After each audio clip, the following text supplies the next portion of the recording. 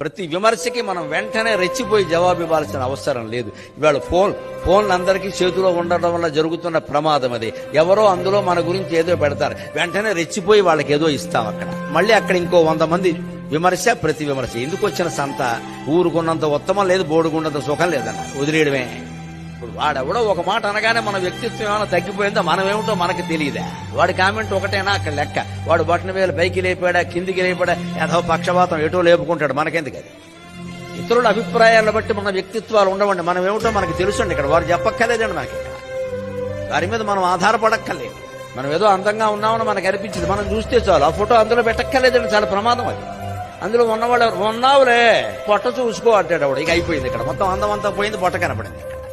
వాడి అనే మాట ఎందుకు వచ్చింది? మనం ఫోటో పెట్టకపోతే అంట కదా. మరి అందులో పెట్టిన తర్వాత అనేవాడు అంటాడండి. అంచేది ఇతరుల మెప్పు కోసం బతకద్దు, మన కోసం మనం బతకాలి. మనలో ఉండే జీవాత్మని పరమాత్మలో కలపడం కోసం బతకాలి. ఆత్మజ్ఞానం ఒక్కటే అంతిమ.